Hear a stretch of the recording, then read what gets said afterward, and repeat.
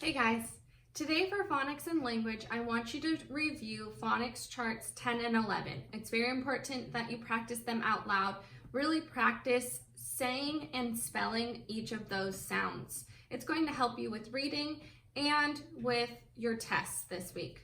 So make sure you practice all of those sounds on chart 10 and 11.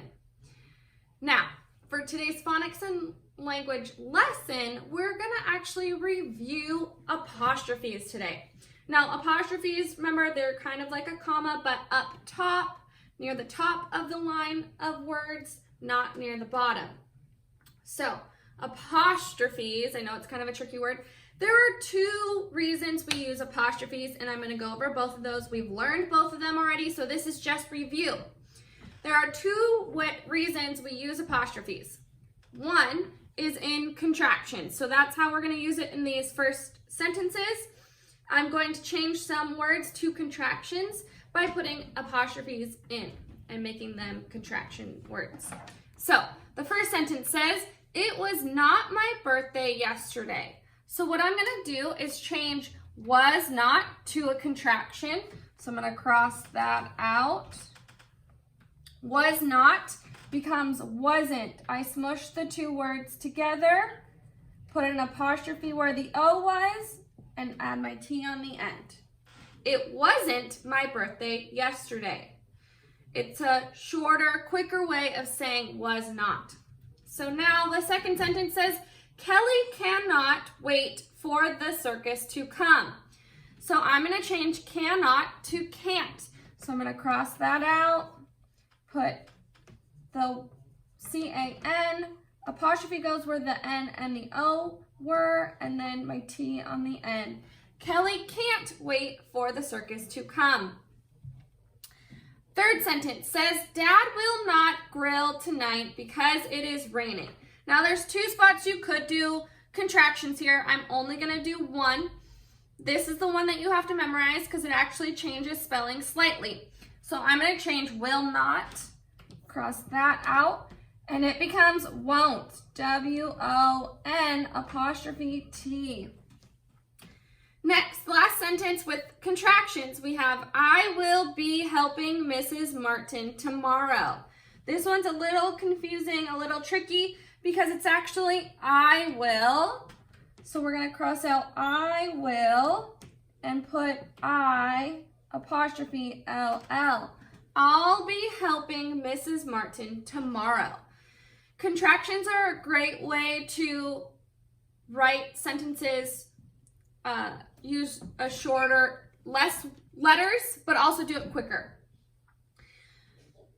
Make sure you have to have your apostrophe in your contraction to show the letters that are missing. You must have your apostrophe. Now, the second reason we use apostrophes is for possessive nouns. Possessive nouns show ownership. So, something belongs to a person or a thing. It's belonging to. So, I'm going to change these short little sentences into a phrase that's a possessive phrase. We've done this before. You shouldn't have a hard time with it. It's all review, but I'm going to go over it with you one more time. So, Angie has a coat.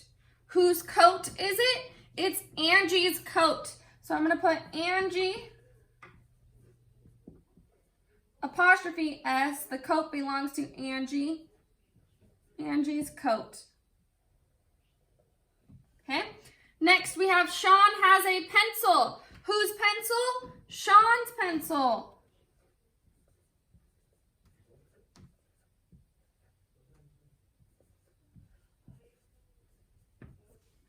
Next, we have that church has a steeple. A steeple is the pointy thing up top.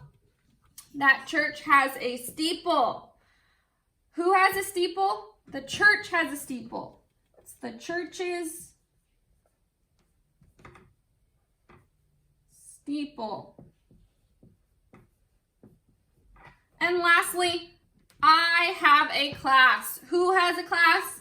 Mrs. B. I'm going to add my name in there. Mrs. B's class. So that's two ways that we use apostrophes in sentences, in contractions and in possessive nouns. Now let's look at our Phonics and Language page 245. This is all review. You shouldn't have a hard time with this. Section 1 is write the contraction for each set of words. Make sure you include your apostrophes. Section 2, they have contractions, and you're going to actually write the two words the contraction came from. Section 3, write the possessive phrase for each group of words. You're going to look at the words on the right, write the possessive phrase for those words, just like I did right here. Below that is dictation. There are 2 lines for dictation. The first line, you are going to write 3 different words, so I'm going to say those for you right now. The first word you're going to write is the word thickly. Thickly. Thickly. The second word you're going to write is the word caution. Caution. Caution. And the third word you're going to write is the word fallen. Fallen. One more time. Fallen. Okay. The second line, you are going to write 2 compound nouns. 1 compound noun on the first line, 1 compound noun on the second line. So the first compound noun you need to write is the word crosswalk. Crosswalk. One more time. Crosswalk. The second compound noun you need to write is the word patchwork. Patchwork. One more time. Patchwork. Good. On the back, on page 246, again, it's all review. So section 1, add the suffix to each word to finish the sentences. It's written underneath in gray for you. Just be careful as you change your words because some might change their spelling slightly. Then they have a reminder for the different meanings of the word to, the 3 different words to. Section 2 says use proofreaders marks to correct the sentences. You should find 7 mistakes. So I will remind you because some of you might not remember our proofreaders marks. One of our proofreaders marks that we use all the time is we put 3 lines under a letter that should be capitalized. Under a letter that should be capitalized.